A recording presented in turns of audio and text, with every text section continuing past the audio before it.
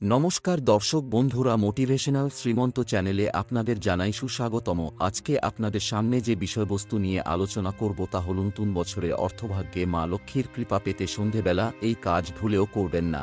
হিন্দু শাস্ত্র মতে দান করা অত্যন্ত সুখদায়ী বিষয়। তবে সন্ধে নাগাদ কিছু জিনিস দান করলে তা সংসারে অশুভ প্রভাব ফেলতে পারে। এতে লক্ষ্মীর গৃহে আগমনের থেকে বেশি লক্ষ্মী মুখ ফিরিয়ে নেন বলে বিশ্বাস রয়েছে।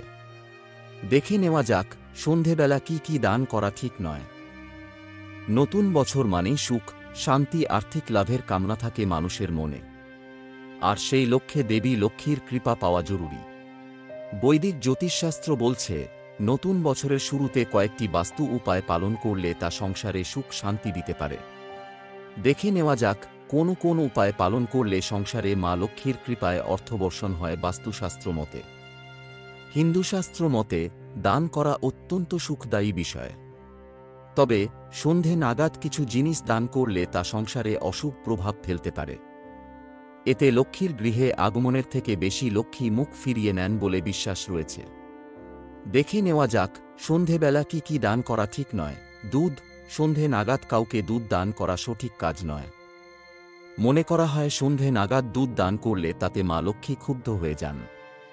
উল্লেখ্য, দুধকে মা লক্ষ্মীর প্রতীক বলে মনে করা হয়, তাই সন্ধ্যের সময় দুধ না দেওয়াই ভালো বলে মনে করছেন বাস্তুশাস্ত্রবিদরা। হলুদ।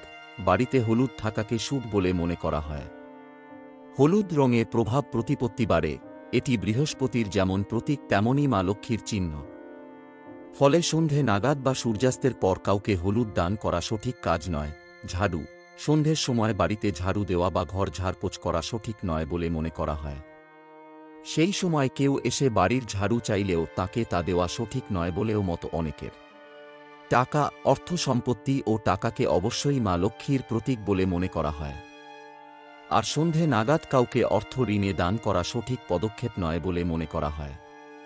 সূর্যাস্তের পর টাকা দানে মা লক্ষ্মী রুষ্ট হন বলে মনে করা হয়। আশা করি বন্ধুরা ভিডিওটি দেখে আপনারা সমৃদ্ধ হয়েছেন। ভালো লাগলে আপনজনের উদ্দেশ্যে শেয়ার করবেন।